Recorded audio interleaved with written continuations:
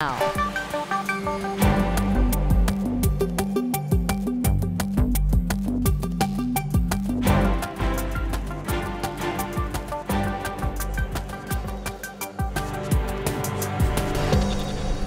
Good afternoon, everyone. Good morning. So actually, it's 11 o'clock here in the H&N Digital Center. I'm Jonathan alongside Ashley. We want to begin today with the U.S. death toll from the coronavirus has now topped 25,000. And there were more than 1,000 deaths on Monday alone. But in New York, the outbreak epicenter here in the U.S., the governor says the path to normalcy can begin. Michael George reports from Manhattan.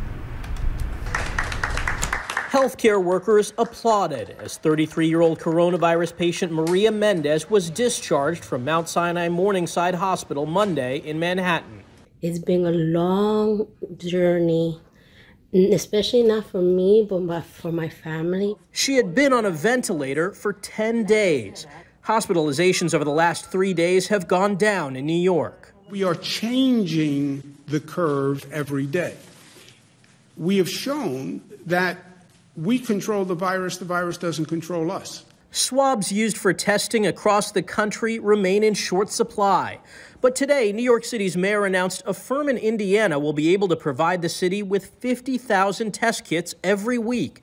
And another 50,000 per week will come from New York City manufacturers. The amount of testing we're going to need, the amount of testing that's going to be needed all over the country is vast. Americans are lining up at grocery stores, but there aren't any food supply shortages yet. The nation's food supply chain is being strained as workers at meat processing plants, warehouses, and groceries are coming down with the coronavirus. At Smithfield Foods in Sioux Falls, South Dakota, 300 people tested positive for COVID-19, and the plant shut down. It's going to be devastating for the pork producers that are hauling in there, even for the truck drivers, for the whole distribution chain. Nursing homes continue to get hit hard. One nursing home in Yolo, California, near Sacramento, reported 35 cases, including 23 patients. Back in New York, workers at a Manhattan church wore masks and gloves as they handed out food to the hungry. The line was around the corner. Michael George, CBS News, New York. Meantime, the U.S. has more than 600,000 cases and nearly 45,000 people have recovered from the virus. We are expecting new numbers from the State Department of Health soon, but as of now, Hawaii's total stands at 504 cases with 9 deaths and 315 people have been released from isolation. Statewide, about 19,000 tests have been given out so far. And those numbers usually come out around noon from the Department of Health. As soon as we get them, we'll send them to you as a push alert from your H&N Digital mobile app. All right, I want to talk about this. It's got a lot of traction yesterday on social media. The outpatient medical director for the state's coronavirus task force made a bold claim on social media yesterday. The doctor called out state leaders. Our Stephanie Lum questioned the governor about that. Let's hear what he had to say. Dr. Scott Miskovich is the driving force behind the popular drive-through testing programs. He wants to ramp up testing to help identify in which neighborhoods the coronavirus clusters are located. Dr. Miskovich took to social media to express frustration about a lack of support from the state. The state behind the scenes is doing everything they can to shut us down, which is just ridiculous. So there is zero support from the state. We have zero funding. As a matter of fact, we're battling political influence from the state every time we turn around. And so we're not stopping. This is for the people. This is private.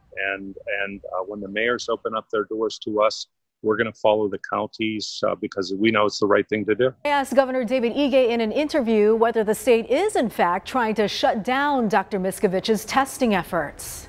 Is that true? No, we're not. We do have a shortage of equipment that's required to administer the tests. As you may be aware, there's a global shortage of swabs and testing reagent. So we want to make sure that those of highest need are tested. And we continue to work with our county and state healthcare workers to ensure that those who need to be tested can get tested. Well, Dr. Miskovich wants to ramp up testing. Last week, the state health department took a more cautious approach, saying testing people who aren't sick could lead to false results. Stephanie Lum, Hawaii News Now. And Honolulu Mayor Kirk Caldwell says the results of the pilot curfew this past weekend were positive, but as of now, there are no plans to do it again in the future. Police Chief Susan Ballard says that doesn't mean people should be out and about. We saw people out partying during the day with a DJ up on top of one of our trails. Shame on you. If we can find out who they are, we definitely will be issuing citations. During the weekend curfew, Ballard says 150 citations were given and 7 arrests were made, but she says the majority were secondary offenses, meaning individuals were initially cited or arrested for a crime or traffic violation. Meanwhile, because of the high demand for cloth masks and the recommendation to wear them in public, Mayor Caldwell signed an order to classify fabric stores as an essential business. We looked at the issue of allowing lines. And our concern is, how do you manage a line? How do you make sure good social distancing is practiced all the time? The mayor says the city is allowing customers to purchase fabric 3 ways. People can buy the material online, they can call in an order and pick it up from the store, and an employee will bring the fabric to their car, or stores can allow 2 customers inside the shop at a time to make their purchases. Now, the city also gave an update on its POST program for homeless individuals. Officials say so far 25 people are participating in the voluntary 15-day self-quarantine. Now, the RIMPAC exercises could still go on, according to Governor Ige, but he's pushing for a plan that wouldn't allow anyone on Hawaii shores. Ige previously asked the U.S. Indo-Pacific Command to postpone it altogether, but he says they are still discussing options. The world's largest maritime exercises typically brings tens of thousands of military personnel into the state. All right, we want to take a live video feed into the digital center now. This is from the White House. As you can see, the task force briefing is about to get underway there with the president. Looking a little different today. They're taking things outside. Obviously, the weather's a little better there, and that helps with the social distancing. We'll be monitoring this and bringing any updates that come from that. But in the meantime, I wanted to talk about President Trump and how he is defending his administration's response to the pandemic and is looking to reopen businesses across the country. But some governors are pushing back, saying the power resides with the states, not the feds. Natalie Brand is at the White House and filed this report. President Trump met with people who have recovered from the coronavirus at the White House Tuesday. Carl Goldman was on board the Diamond Princess cruise ship. We were stuck there. It was like we were on a floating petri dish. Yeah. We were watching the bodies get off daily, off into ambulances, taken out one by one. Monday, the president vigorously defended his response to the pandemic, even playing a campaign-style video during a contentious press briefing. When you reported it. 0 cases, 0 deaths on January 17th. February, the entire January. I said in January. Your video has a complete gap. On January 30th. What did your administration do in February with the time that your travel ban bought you? A lot. The president is expected to name a new coronavirus council today. The team will be tasked with advising the president on reopening the economy and country, a decision the president says is his. When somebody's the president of the United States, the authority is total. And that's the way it's got to be. Your authority is total. It's total. It's total. And the governors know that. State leaders say the Constitution gives them the power to set and lift restrictions. Governors in the Northeast and West have also established partnerships to discuss when reopening the economy is safe in their regions. The president's position is just absurd. It's not the law. It's not the Constitution. We don't have a king. We have a president. President Trump tweeted a response saying New York Governor Andrew Cuomo's been calling daily, even hourly, begging for everything, and now he seems to want independence. That won't happen. Natalie Brand, CBS News, the White House. Back here at home, more than 220,000 unemployment claims have been filed since March 1st, and many are still waiting for their first check. But yesterday, Governor Ige said the worst of the problems with the system are behind us. This as we learn that 18 state workers from other agencies now helping with claims will only be assisting the office this week. The head of the unemployment office says that's only long enough for them to get trained. Meanwhile, as you just mentioned, thousands of local residents are still waiting to get those checks and to figure out how they're going to get food on the table or how they're going to pay their rent. You know, Chelsea Davis talked to some folks just in that position right there. Let's listen to what they had to say. I started at 8 in the morning and I finally got through just after 1 o'clock after calling 642 times. Holly Recklinger used to spend her days at Kamaka, Hawaii, making ukulele. Now her days are devoted to refreshing this webpage just to check the status of her claim. I'm going on week 4, so I figured that, you know, I'd at least get a check after 3 weeks, but nothing. So now, according to the person that I spoke to today, it's just a waiting game. A waiting game that some people can't afford to play much longer. I have $70 in my bank account and I haven't had any income since the 11th. In February, I started stockpiling some Spam that was on sale. So I'm living off of very tight resources at the moment. Now a petition online to get Hawaii people paid is growing, and local lawmakers are running out of patience. The public don't want to hear excuses. We want to get it done. So why did it take us so long? Kim has repeatedly asked why state workers deemed non-essential can't telework, but are still getting paid. They can't pay their bills. It's gut-wrenching to hear these people, because we got people getting paid and these people can't even get unemployment. You know, so why is it taking us so long? The state needs to work for the people that work hard every day, the workers that work hard every day, relentlessly to support their families, to pay their taxes. And then now, when there is a real crisis, a pandemic, we expect and we deserve to have that payment. Today, Governor Ige assured people that the worst is behind them. We think we've worked to the greatest part of that. And certainly, I think moving forward, we'll be in better place to respond to the needs of our community.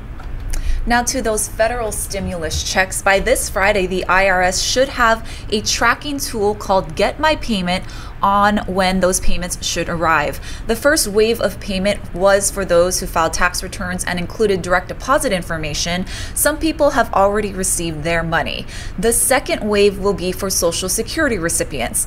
If you're a Social Security recipient but did not file a tax return this year or last year, just go to the IRS website and there's a place to enter your information. By early May, paper checks should be mailed out first to low-income households, but that could take up to 20 weeks. We know a lot of people are waiting on those. All right, a Florida man reaches out to a family in need and South Korea steps in to help. Chris Martinez has a wrap of a bunch of other headlines we're seeing today. South Korea is sending 600,000 coronavirus test kits to the U.S. Officials there say President Trump requested the tests during a phone call to the South Korean president in late March. Sailors on board the USS Harry S. Truman and its support ships are not heading home as planned. The carrier strike group has finished a months-long deployment in the Middle East, but the Navy decided to keep the ships at sea for a few more weeks to protect crew members from getting the coronavirus. They are so sweet. They're such a godsend. And a retired Florida couple is lending a helping hand to a struggling family. She needed help, and you could tell by looking at her. After seeing a TV report about a mother of 4 who lost her waitressing job, John and Kay Curtis gave their government stimulus money to Jessica White. I cried. I was taken so aback. White says, thank God there are people like that. Chris Martinez, CBS News, Los Angeles. And here on Hawaii News Now, you'll want to tune in tonight to our special panel discussion.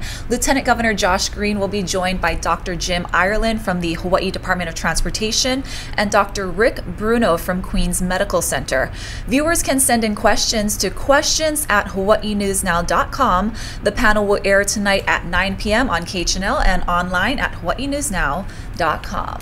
I'm excited about this next update. Every day we're doing this new segment called Checking In. All sorts of people we're going to be talking to. Today we have Rita Wilson. Woohoo! And Gail King did an interview with her. Let's check in.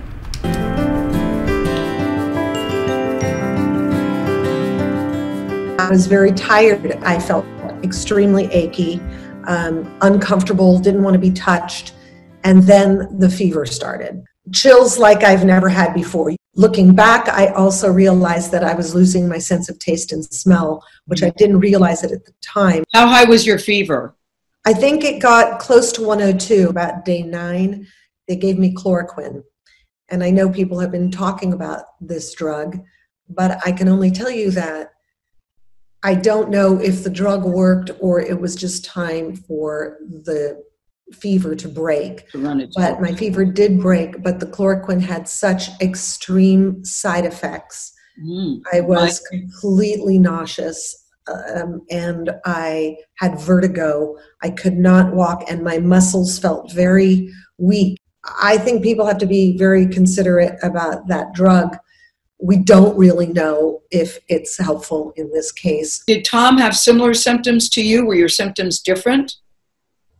He had milder symptoms. He didn't have as high a fever. He did not lose his sense of taste or smell, but it still took us the same time to get through it. Do you think you gave it to him or he gave it to you, or do you know how either of you got it? It was somebody, they said, that Tom and I were both exposed to at the same time.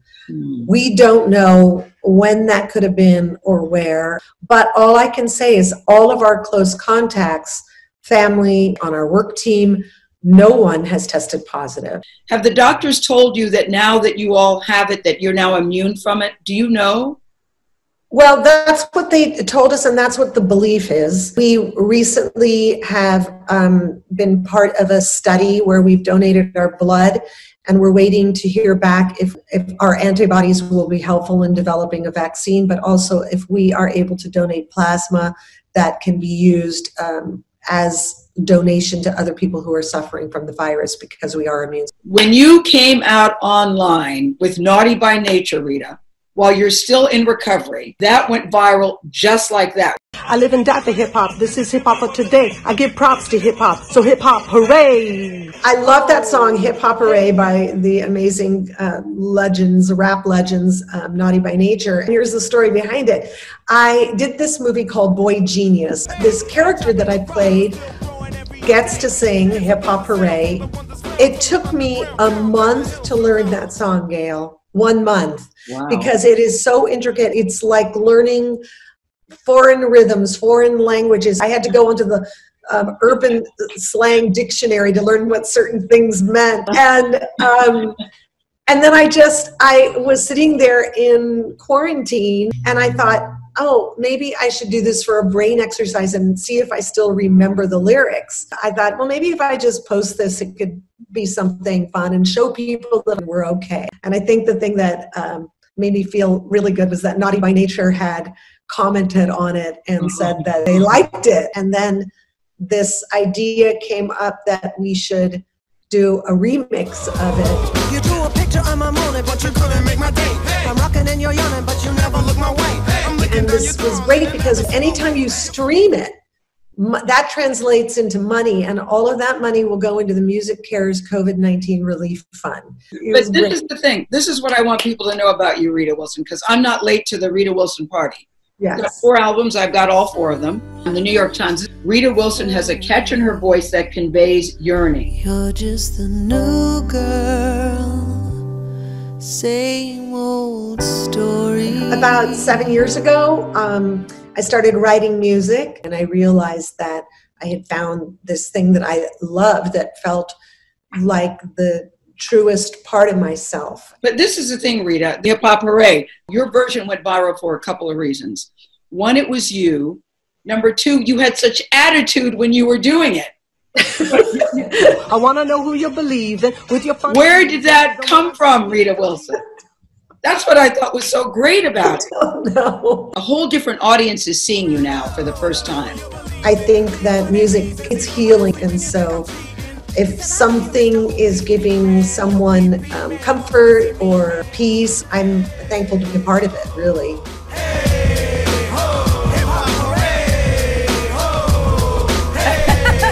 Thanks, Rita Wilson. That was an awesome update. She looks great. Yeah, she does look good, and just her story of recovery and just how that song came to be. Good job, Gail King.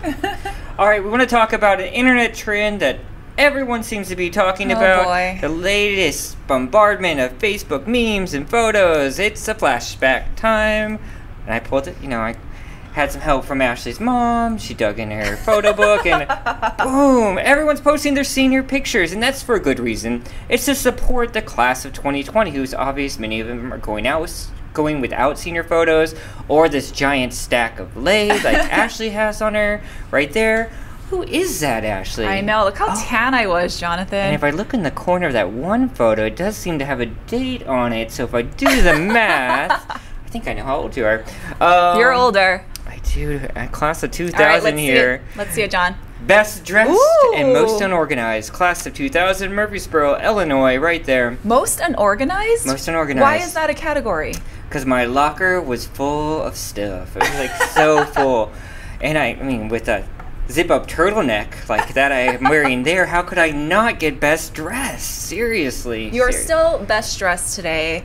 You were also very organized today. So you think so? I do think so. It's a facade, really. It really is. All right, folks, that's going to do it for us today. No more embarrassing photos. Thanks to our moms for sending those. And today we have a number of updates we know are coming up, but of course you want to stay tuned for later tonight. We have that panel coming up tonight at 9 on KHNL. Until then, stay safe, everyone. Have a good day.